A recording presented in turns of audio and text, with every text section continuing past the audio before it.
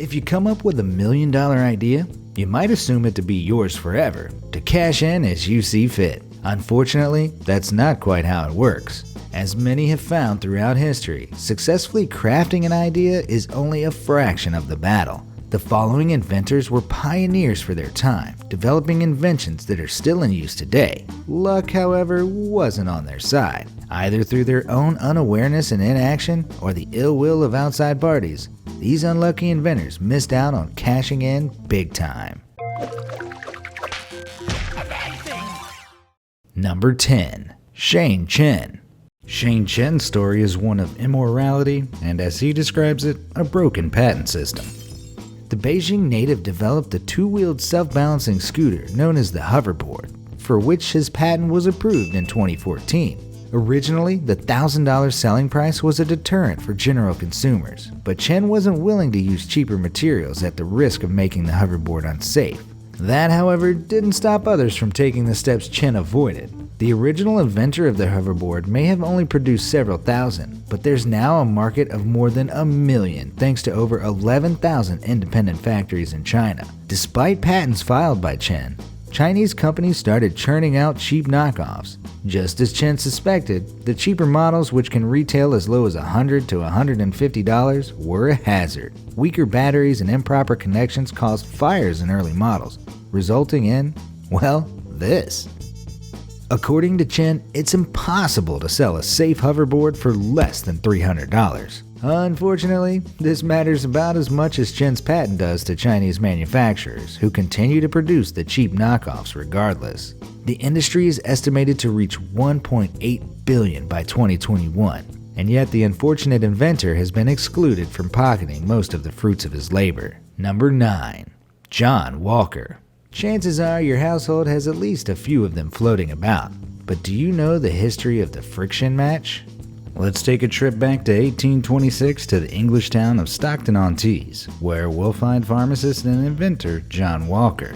While experimenting with a flammable mixture, a match doused in the concoction sparked against Walker's hearth and caught fire. Immediately, Walker started producing friction lights, or sticks coated with sulfur and topped with sulfide of antimony, gum, and chloride of potash. Clearly, he was onto something, as British scientist Michael Faraday, known for his work on electromagnetism and electrochemistry, advised Walker to patent the design. Walker, however, refused, under the belief that it should be free for anyone to produce. That didn't stop Samuel Jones, the inventor of a copycat match known as Lucifer's, and Charles Sauria, inventor of the phosphorus-based match, from profiting from Walker's concept. Walker may have initially sold around 250 friction matches out of his pharmacy, but once reproductions hit the market, he saw no further profits. Assuming on average each person on the planet gets through a $1 matchbox of 42 matches annually, that would mean that over 300 billion matches are used each year. The industry Walker and his descendants missed out on by these figures would rake in more than $7 billion a year. Number 8. Alexey Pajitnov. Alexey Pajitnov is known for being the mind behind the phenomenally popular video game Tetris.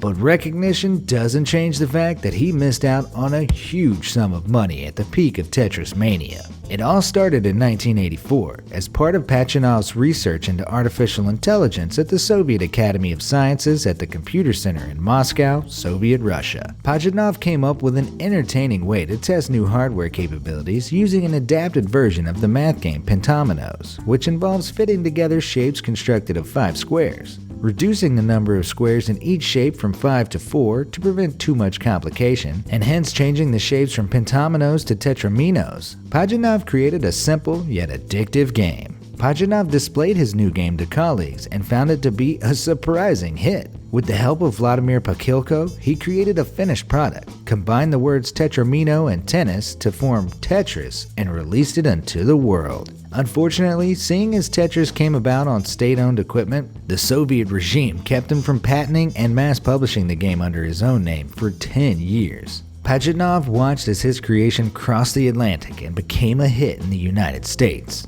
When Nintendo purchased licensing rights for around $40 million, Pajitnov didn't see one penny. It wasn't until 1996, after the fall of the Soviet Union, that rights reverted to Pajitnov, but he would never collect the profits made during those peak years. Number 7. Sook In A Way. In 1979, Sook In A Way and the 6-member band he played drums for started attracting attention with simple music that was easy to sing along with. Eventually, In A Way was requested to play drums for the president of a small steel company during a business trip. Though the young drummer couldn't attend, he gave the businessman a tape of accompaniment music for him and his colleagues to enjoy singing along to. From there, In A Way saw the potential for a machine that could play instrumental versions of popular songs for people of all abilities to sing along to. In 1971, he and several friends connected 8-track tape players to amplifiers and leased several of the machines to bars. It was from these machines that the basic idea of karaoke, meaning empty orchestra, emerged. It was a popular idea that In A Way failed to patent, allowing Filipino Robert Del Rosario to sneak in with his own patent in 1975 for the sing-along system. In A Way made no profits off his original idea, but in 2004 was awarded the Ig Nobel Peace Prize, a parody of the Nobel Prize awarded for unusual achievements in science, for being the pioneer that brought the karaoke machine to life. Whenever you find yourself butchering grease lightning on karaoke night, be sure to dedicate it to Sook In A Way.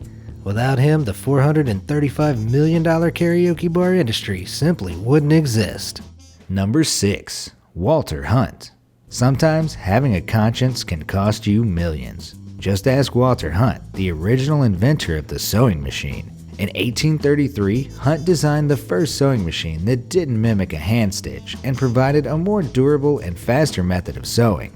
Fearing that it would put seamstresses out of work, Hunt didn't patent his idea. That changed when Elias Howe Jr. submitted his own patent for improvements made on Hunt's machine.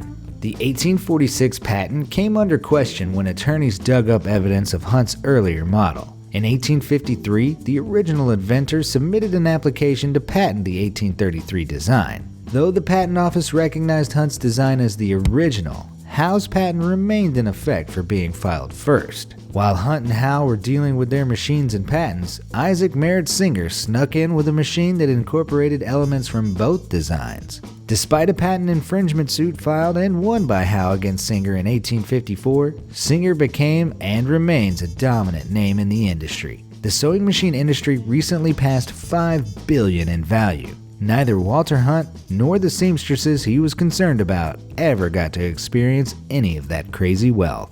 Number 5. Elisha Gray. Alexander Graham Bell is commonly attributed as the inventor of the telephone. But what about Ohio inventor Elisha Gray? A terrible stroke of luck is the reason that Gray isn't the household name that Graham Bell turned out to be. Gray, a co-founder of Western Electric Company, had been secretly working on an invention that could transmit voices through a liquid medium. On February 11, 1876, he requested his patent lawyer, William Baldwin, to file a provisional patent application, or caveat. 3 days later, Baldwin submitted the caveat to the U.S. Patent Office. Unfortunately, another patent application for the same concept was filed mere hours before Gray's caveat. The owner of that caveat? You guessed it, Alexander Graham Bell. Gray claimed that his lawyers reached the office before Bell's, but Bell ultimately retained the patent. Amidst Bell and Gray's squabble, there was also a lesser-known third party in the background. Antonio Santi Giuseppe Miucci, an Italian inventor, was said to have wanted to file a caveat for a talking telegraph in 1871, but was unable to afford it. Poor guy, at least he didn't live long enough to see that the phone industry is predicted to be worth $355 billion by 2020. Number 4. Douglas Engelbart. Engineer Douglas Engelbart is far from unlucky when it comes to his many successes. He's one of the pioneers of the hyperlink and developed the early stages of graphical user interfaces. But there's one invention that he was never able to cash in on. In 1963, while at a conference for computer graphics in Reno, Nevada, Engelbart conceptualized a device that moved along XY coordinates on a computer, the first ever computer mouse. The original design used 2 wheels that moved at right angles to control the movement of an on-screen cursor. Joined by Bill English at the Augmentation Research Center of Stanford Research Institute, Engelbart developed the first mouse prototype out of wood, a circuit board, and metal wheels. Engelbart filed for a patent on the design in 1967, which came through 3 years later. Unfortunately, the patent technically belonged to the Institute, so he never saw any money from the device, even after Stanford Research Institute licensed it to Apple Computers for approximately $40,000. Today, the value of the computer mouse industry is on its way to exceeding $1 billion. Number 3. Heinrich Gopal. Thomas Edison receives plenty of criticism for stealing other inventors' ideas. In many cases, like that of the light bulb, that criticism is well-founded. Edison may have profited off the light bulb, but the development of the modern bulb can be traced back to Heinrich Gopal in 1854. Using a carbonized bamboo filament in a vacuum bottle, Gopal was able to patent his product and approached Thomas Edison in 1882, hoping to sell the patent and design for several $1,000s. But Edison declined, claiming he saw no merit in the invention. However, after Gopal passed away in 1893, Edison quickly purchased the patent from Gopal's widow for a lower price than Gopal had asked for. With the patent secured, Edison sparked an industry that now brings in more than $1 billion a year. Edison's sly tactics helped secure his place as one of the most famous inventors of all time. Number 2. Charles Francis Jenkins. Thomas Edison would likely want you to believe the concept of the projector was his idea, but like the light bulb, that simply isn't the case. The history of the movie projector can be traced back to Charles Francis Jenkins, who, with the financial backing of Thomas Armet, developed the phanoscope in the 1890s. While Thomas Edison's kinetoscope, in development around the same time, produced blurry moving images inside a container, Jenkins's early model film projector was the first of its kind to allow smooth, clear projection of moving images. Following the construction of a prototype of the phanoscope, Jenkins and Armet became locked in a lengthy feud over the patent, for which Jenkins claimed he was the sole inventor. The patent was eventually filed with Armet's name included, and Jenkins was awarded a cash settlement of $2,500 for the rights to the phanoscope.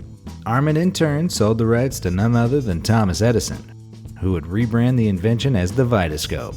Jenkins eventually received the Elliott Crescent Gold Medal for scientific achievement from the Franklin Institute and Science Museum, a decent consolation prize, but it doesn't match the profits from what would become one of the most lucrative industries in the world. Even in 1920, the cinema industry was already turning over $500 million a year. That's $5.5 billion today, adjusted for inflation. Needless to say, Thomas Edison became a very wealthy man. Number 1.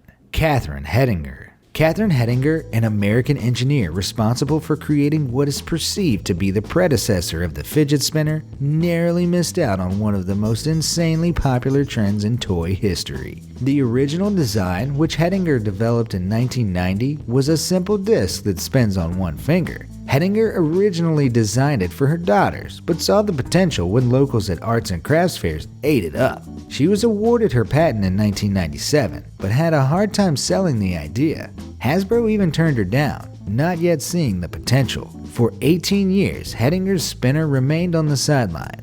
When her patent expired in 2005, she was unable to pay the $400 renewal fee. Fast forward to 2017, and fidget spinners were dubbed a national phenomenon by USA Today. The new wave of fidget spinners are a little more complex than Hettinger's original design, but the concept of a rotating hand toy is remarkably similar. Although she would never see any profits, many outlets label Hettinger as the creator of the fad. Though Hettinger states that she isn't bothered, it's difficult to overlook the fact that she narrowly missed out on a $500 million industry. Have you had your idea stolen and turned into a colossal cash cow? Or are you sitting on an idea right now, waiting to share it with the world? Let me know in the comments section down below. And as always, thanks for watching.